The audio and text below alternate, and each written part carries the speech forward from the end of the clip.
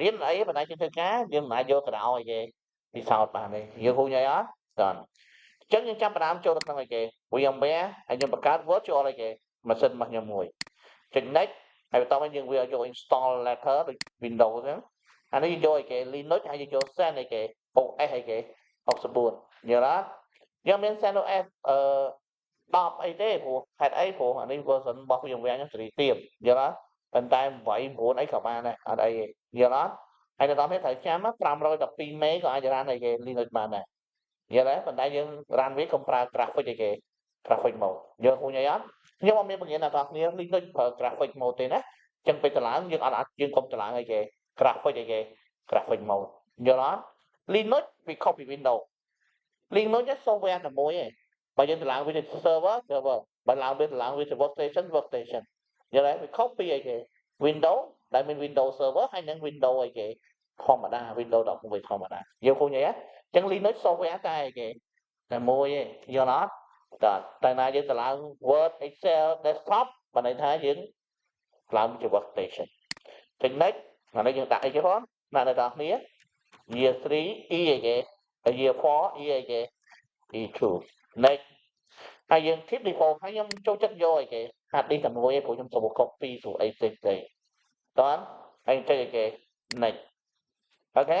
ហើយយើងធ្វើការ edit RAM វាឲ្យតែ1 G ឯងតែអត់យល់អត់1 G រត់ខ្ញុំអ្នកមានយក 4G យល់អត់តោះមកយកអីគេ client C room អញ្ចឹងយកវា browse ISO របស់វាអញ្ចឹងខ្ញុំយកអីគេ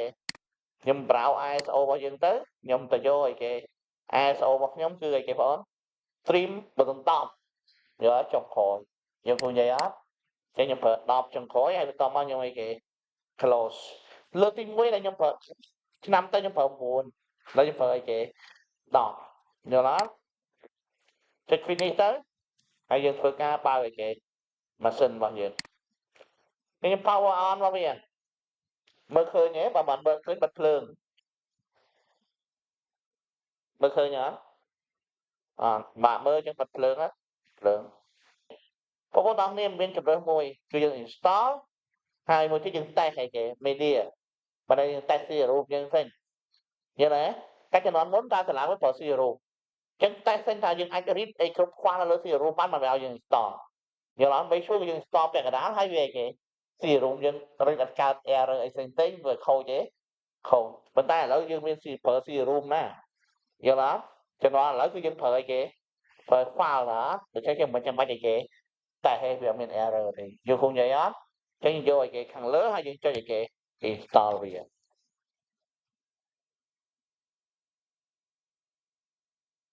អង់គ្លេសក៏មើលខ្មែរណាព្រោះខ្មែរគឺពិបាកប្រើបន្តិចអូនមិនមែនថាអីទេគឺយើងទៅរាប់រៀនជាភាសាអង់គ្លេសដល់យើងរៀនជាភាសាខ្មែរពិបាកយល់យល់អត់អញ្ចឹងយកមកហើយយក United States មកហើយបន្ទាប់មកចុចគេបងខំអីគេ continue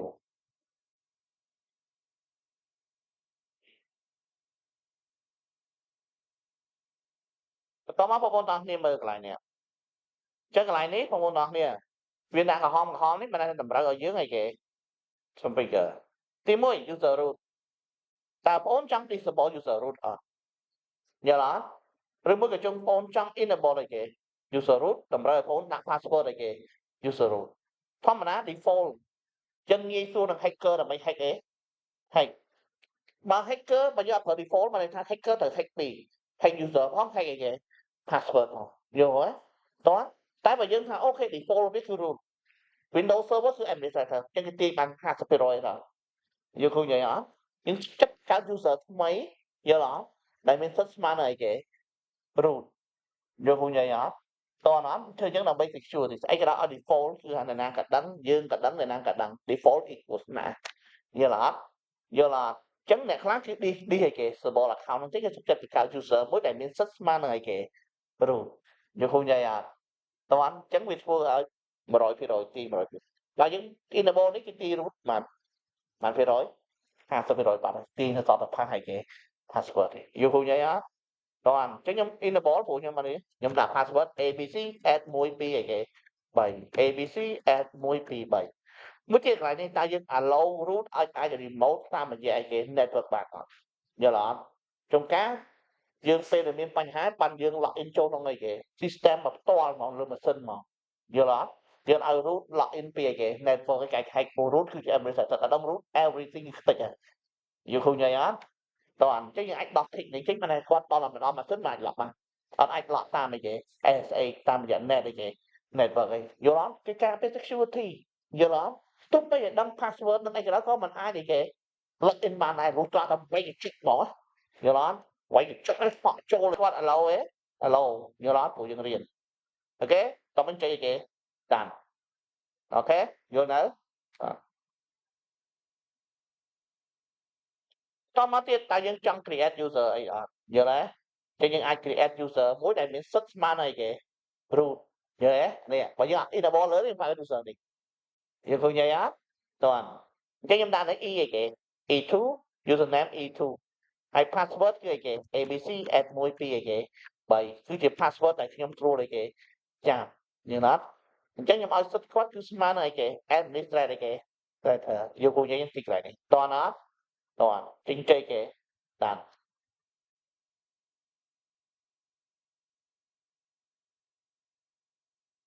រួចរាល់ណាពីរហ្នឹងឡើងក្រហមហើយកន្លែងនេះ destination យើងមាន hard disk តែមួយហ្មង G 20អីគេ 20G យើង select លើវាបានន័យថាវានឹង format hard disk កន្លែងហ្នឹងយល់អត់វា install លើហ្នឹងមួយទៀតគេសួរថាតើយើងចង់អីគេautomate ឬ custom ក្នុងការចែក partition របស់វាយល់អត់អញ្ចឹងទៅទៀតខ្ញុំនឹងបង្រៀនអ្នកនរគ្នារបៀប custom អីគេ partition យើងឃើញអីអត់តោះឥឡូវយើងឲ្យវា auto អីគេ automatically បានន័យថា everything គឺក្នុងអីគេ root by tree track យើងឃើញទេវាបច្ចេកវាចែកតែមួយផាយគេ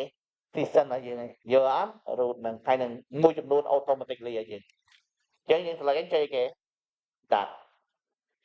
រួចរាល់ណាអូខេយល់អត់កន្លែងនេះយើង select ទៅ software របស់យើងអានេះបើន័យថាយើង install server with graphic user អីគេ interface យល់អត់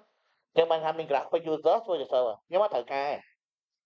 ទេព្រោះខ្ញុំអត់បង្រៀនកូដសិស្សខ្ញុំប្រើ graphic user អីគេ interface ទី1 slow server យើងគឺយើងអត់តម្លើង server សឹងតែ 100% គឺគេអត់មាន graphic user អីគេ interface ទេយល់អត់ចឹងកាលណាចឹងវាលឿនដើរលឿនទី2គឺ secure ដោយសារ service ជាច្រើនអត់បោះចោលទេយើងឃើញអីអត់យល់អត់ចឹង restart តិចល្អអញ្ចឹងយើងយកអីគេ server យល់អត់យើងយក server បានន័យថាយើង run server ដោយមានតែនេះបើយកឥឡូវនេះគឺអត់មានអីទាំងអស់អូនមានសបកយើងឃើញអីអត់តើអត់អានេះបានន័យថា minimal install អីគេ install បានថាតទៅពេលវា run រួចទេពេលអីសោះហ្មងយើងឃើញអីអត់ងាប់អីយើងទៅអង្គុយ install ទាំងអស់ងាប់អី workstation workstation ហ្នឹងមែនថាម៉េចអូនគេ install វាសម្រាប់ Fiverr អីគេ Excel ចឹងមាន graphic មានអីផ្សេងយល់អត់